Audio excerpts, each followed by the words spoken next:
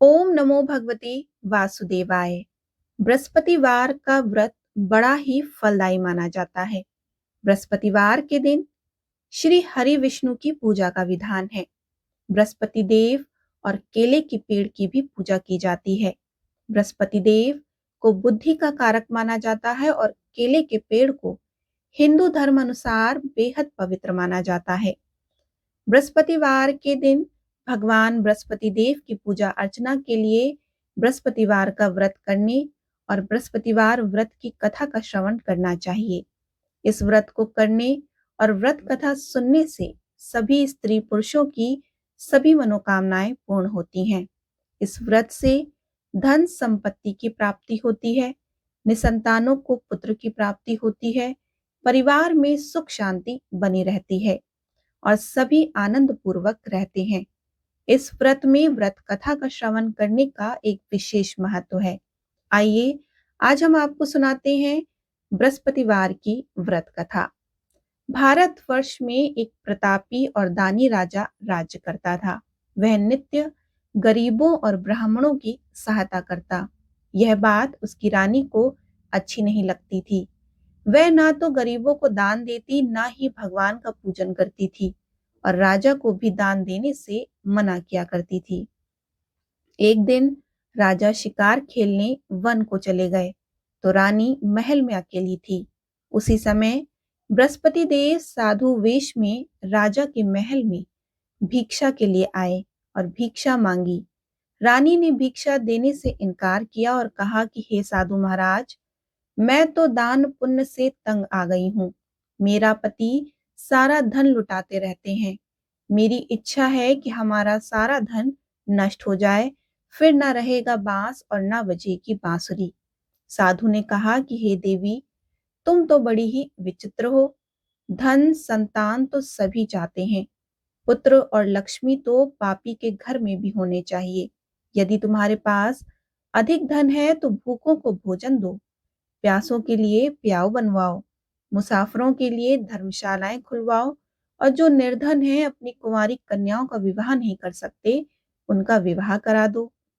ऐसे और कई काम हैं जिनको करने से तुम्हारा यश लोक परलोक में फैलेगा। परंतु रानी पर उपदेश का कोई भी प्रभाव नहीं पड़ा। वह बोली कि हे महाराज, आप मुझे कुछ न समझाइए। मैं ऐसा धन नहीं चाहती जो हर जगह बांटती फिरूं। साधु ने उत्तर दिया कि यदि तुम्हारी ऐसी ही इच्छा है तो तथास्तु। तुम ऐसा करना कि बृहस्पतिवार को घर लीपकर पीली मिट्टी से अपना सिर धोकर स्नान करना, भट्टी चढ़ाकर कपड़े धोना और ऐसा करने से आपका सारा धन नष्ट हो जाएगा। इतना कहकर वह साधु महाराज वहां से आलोप हो गए। साधु के अनुसार कही बातों को पूरा करते हुए रानी को केवल 3 बृहस्पतिवार ही बीते थे कि उसकी समस्त धन संपत्ति नष्ट हो गई। भोजन के लिए राजा का परिवार तरसने लगा।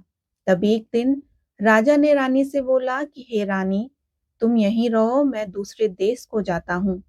क्योंकि यहाँ पर सभी लोग मुझे जानते हैं, इसलिए मैं कोई छोटा कार्य नहीं कर सकता। ऐसा कहकर राजा परदेश चला गया। वहां वह जंगल से लकड़ी काट कर लाता और शहर में बेचता। इस तरह वह अपना जीवन व्यतीत करने लगा। इधर राजा के परदेश जाते ही राजा की रानी और दासी दुखी रहने लगी।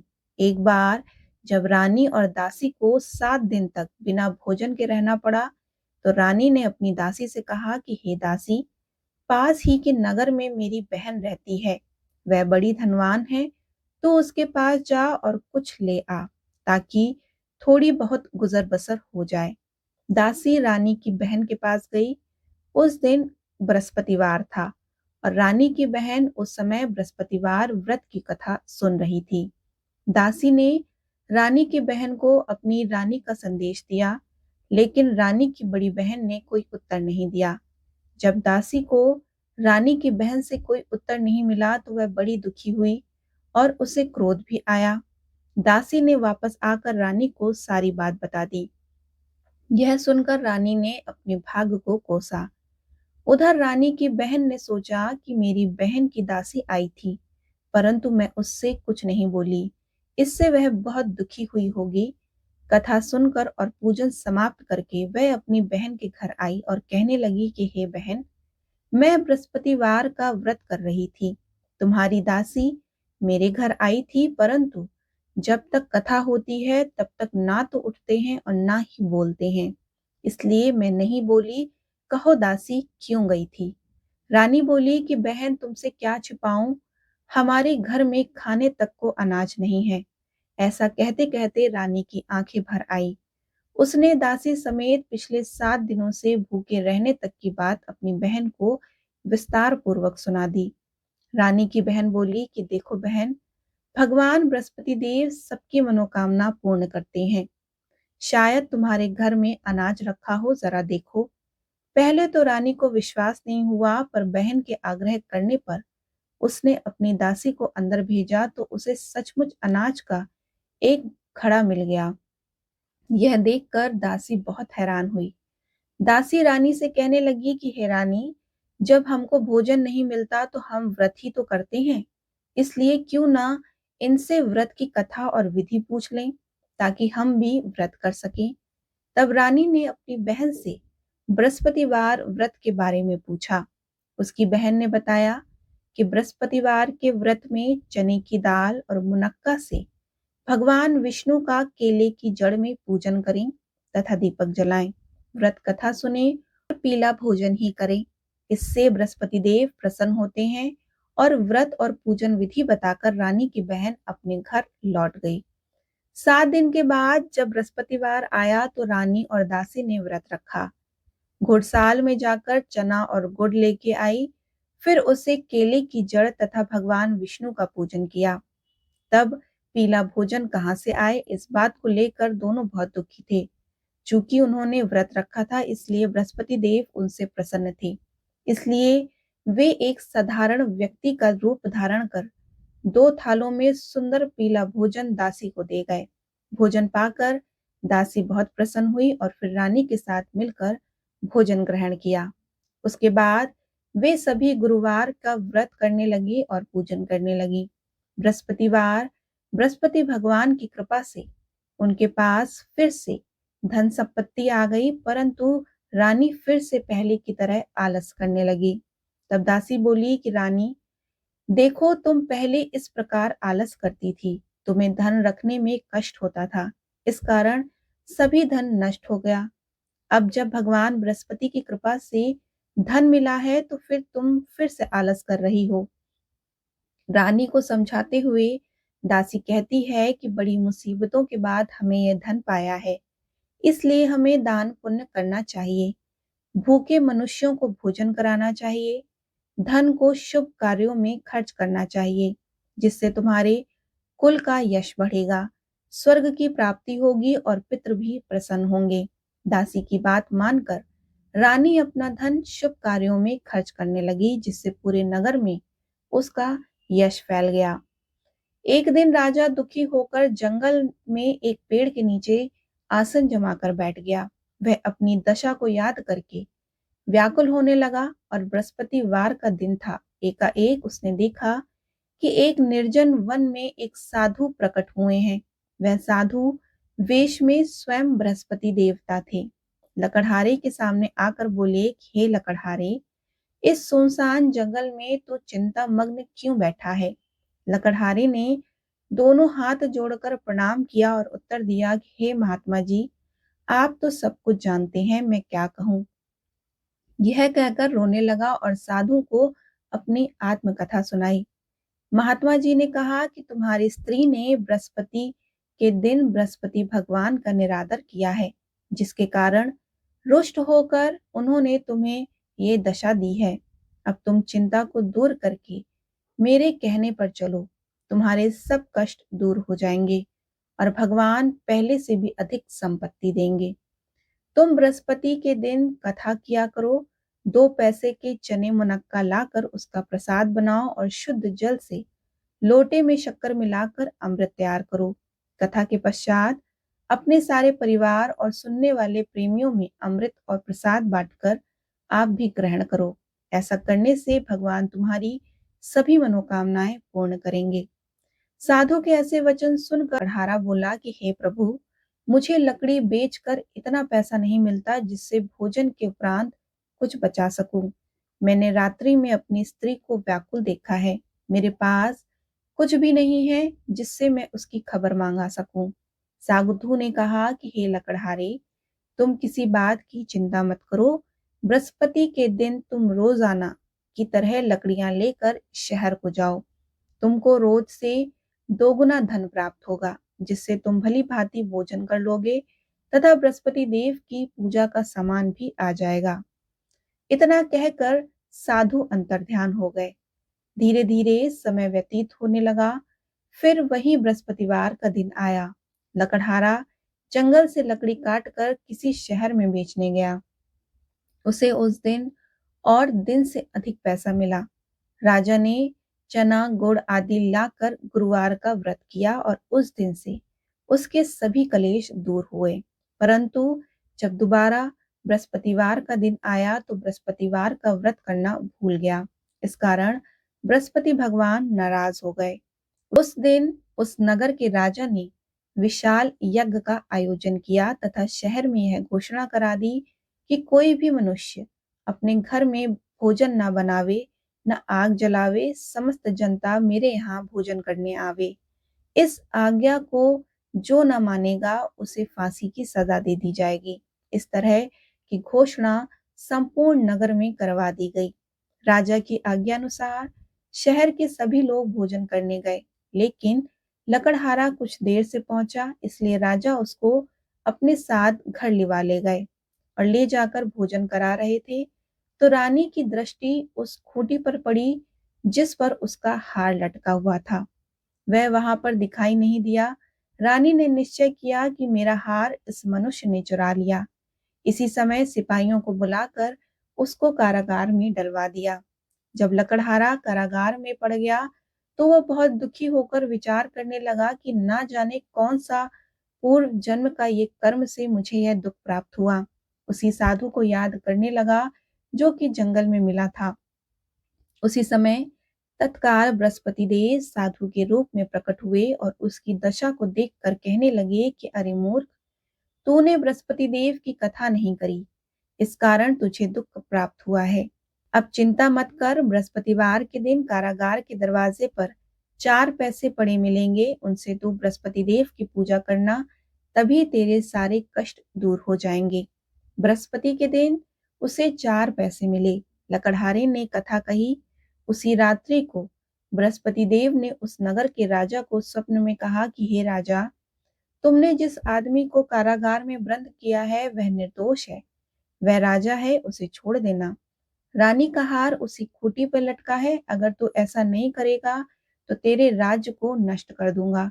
इस तरह रात्रि को स्वप्न को देखकर राजा प्रातःकाल उठा और खूंटी पर हार देखकर लकड़हारे को बुलाकर क्षमा मांगी। लकड़हारे को योग्य सुंदर वस्त्र आभूषण देकर विदा किया। बृहस्पति देव की आज्ञा अनुसार लकड़हारा अपनी नगर को चल दिया। राजा जब अपने नगर के निकट पहुंचा तो उसे बड़ा आश्चर्य हुआ।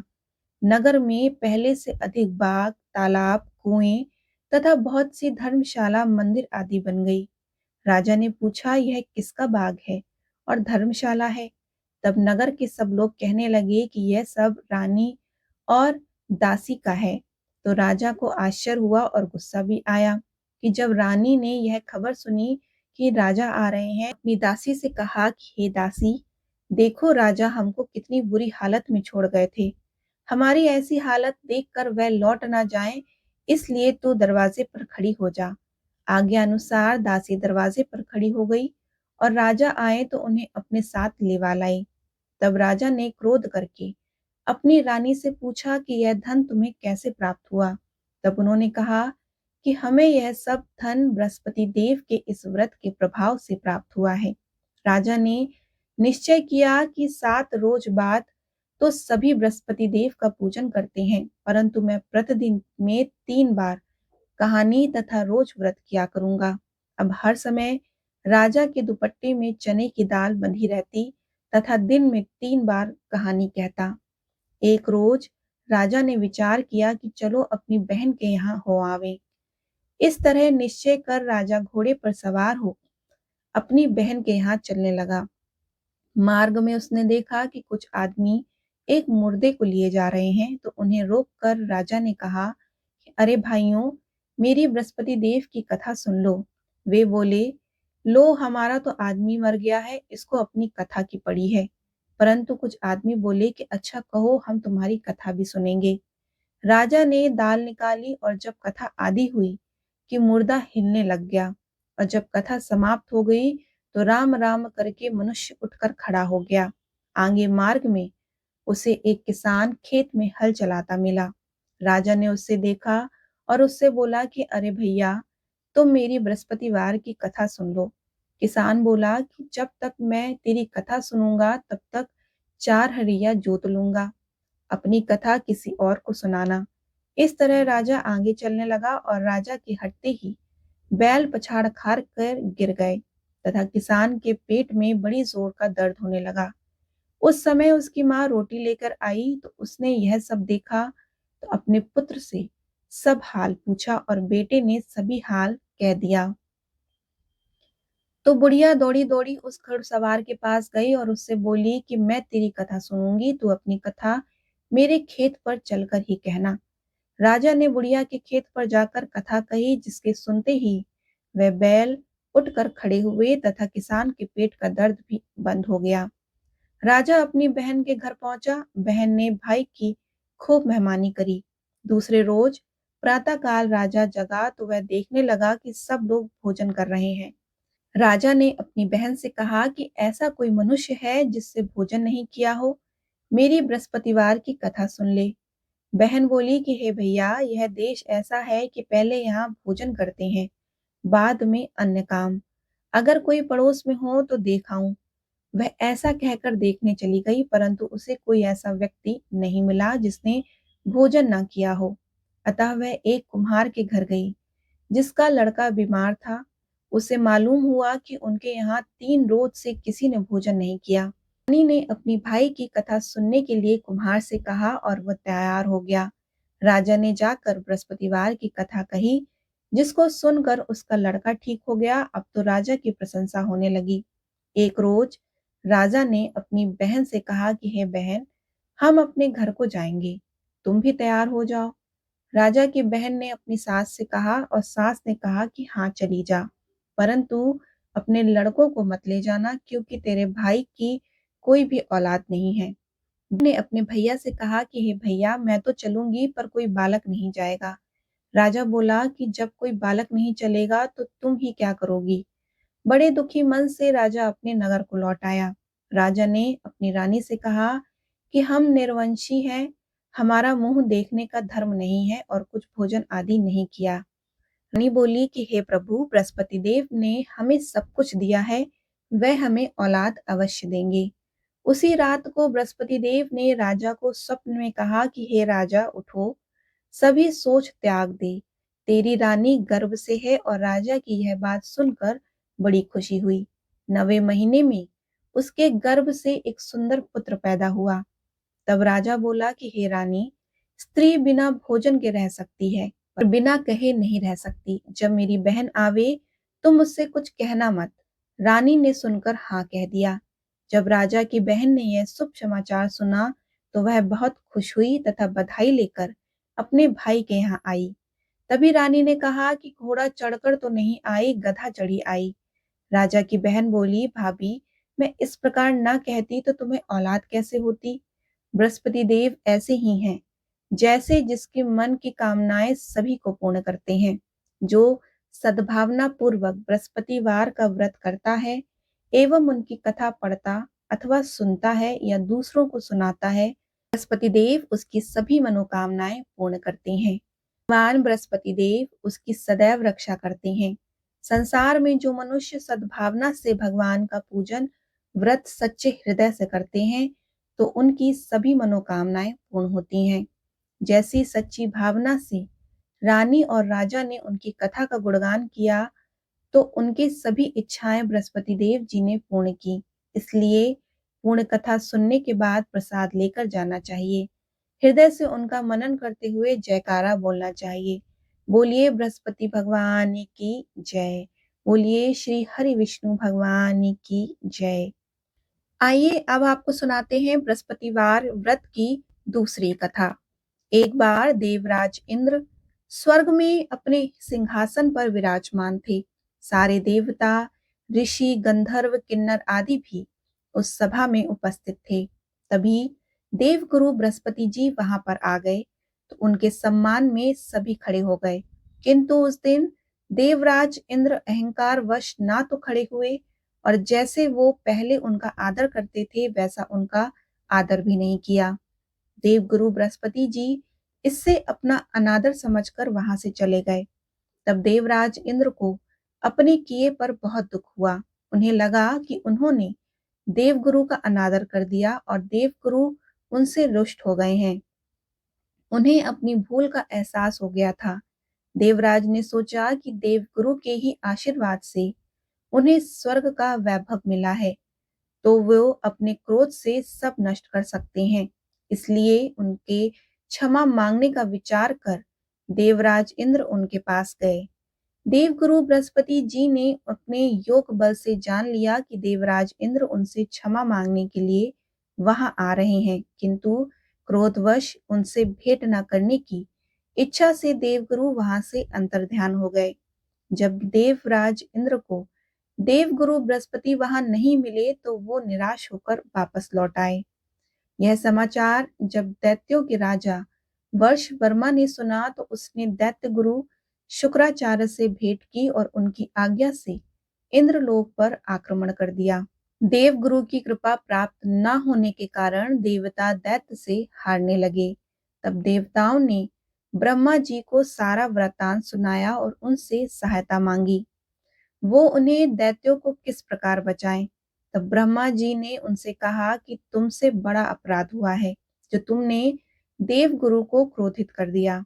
अब अगर तुम अपना कल्याण चाहते हो तो त्वष्टा ब्राह्मण का पुत्र विश्व रूपा जो बड़ा ही तपस्वी और ज्ञानी है उसे अपना पुरोहित बना लो, तभी तुम्हारा कल्याण हो सकता है। ब्रह्मा जी के वचन सुनते ही देवराज इंद्र त्वष्टा के पास पहुंच गए और बड़े ही विनम्र भाव से त्वष्टा से निवेदन किया कि आप हमारे पुरोहित बनकर हमारा कल्याण करें। देवराज का निवेदन सुनकर त्वष्टा ने कहा कि पुरोहित बनने से तपोबल घट जाता है, परंतु आप इतनी विनती कर रहे हो तो मेरा पुत्र विश्वरूपा आपका पुरोहित बनकर आपकी रक्षा करेगा। पिता की आज्ञा से विश्वरूपा ने देवताओं का पुरोहित बनकर अपने पूर्ण प्रयत्न किए। प्रभु कृपा से देवराज इंद्र ने वर्ष वर्मा को युद्ध में परास्त करके अपने सिंहासन को पुनः प्राप्त किया। त्वष्टा के पुत्र विश्वरूपा के 3 मुंह थे। एक मुंह से वो सोमपल्ली लता का रस पीते, दूसरे मुंह से मदिरा और तीसरे मुंह से अन्न आदि का भोजन करते थे। देवराज इंद्र के कुछ दिनों उपरांत विश्वरूपा ने कहा कि मैं आपकी सहायता से यज्ञ करना चाहता हूँ। विश्वरूपा ने आज्ञा अनुसार यज्ञ प्रारंभ कर दिया। विश्वरूपा से एक दैत्य ने कहा कि तुम्हारी माता दैत्य कन्या है, इसलिए हमारे कल्याण के निमित्त इस यज्ञ में आप एक आहुति दैत्यों के नाम पर भी दे दिया करेंगे तो आपकी कृपा होगी। विश्वरूपा दैत्य की बात मानकर यज्ञ में आहुति देते समय दैत्य का नाम धीरे से लेना शुरू कर दिया। इस कारण यज्ञ करने पर भी देवताओं के तेज में वृद्धि नहीं हुई। देवराज इंद्र को जब सारा वृत्तांत पता चला तो उन्होंने क्रोध में आकर विश्वरूपा के तीनों सिर काट डाले। मदपान करने वाले मुंह से भंवरा, सोमपल्ली का रस पीने वाले मुख से कबूतर और अन्न आदि खाने वाले मुंह से तीतर बन गया। ब्रह्म हत्या के प्रभाव से इंद्र का स्वरूप ही बदल गया। देवताओं ने पूरे 1 वर्ष तक पश्चाताप किया और फिर भी ब्रह्म हत्या के पाप के प्रभाव से छूट ना पाए। तब सभी देवताओं ने ब्रह्मा जी के पास जाकर उनसे प्रार्थना करी कि वह देवगुरु बृहस्पति जी को साथ लेकर उनकी सहायता करें। तब ब्रह्म हत्या के पाप के 4 भाग किए, उसमें से एक भाग पृथ्वी को दिया। इसी कारण धरती कहीं ऊंची और कहीं नीची और कहीं बंजर होती है। ब्रह्मा जी ने पृथ्वी को यह वरदान दिया कि धरती में जहां गड्ढा होगा वो समय आने पर स्वतः ही भर जाएगा। दूसरा भाग वृक्षों को दिया जिस कारण उनमें से गोंद बहता है और गूगल के अतिरिक्त सब गोंद अशुद्ध माने जाते हैं। ब्रह्मा जी ने वृक्षों को यह वरदान दिया कि ऊपर से सूखने पर भी जड़ फिर भी फूट जाती है। तीसरा भाग स्त्रियों को दिया जिस कारण स्त्रियां हर महीने रजस्वला होती हैं। प्रथम दिन वो चंडालिनी, दूसरे दिन ब्रह्मघातिनी और तीसरे दिन धोबिन के समान रहकर चौथे दिन शुद्ध होती हैं। ब्रह्मा जी ने स्त्रियों को संतान प्राप्ति का वरदान दिया। चौथा भाग जल को दिया जिस कारण जल के ऊपर फेन और सिवाल आदि आ जाते हैं।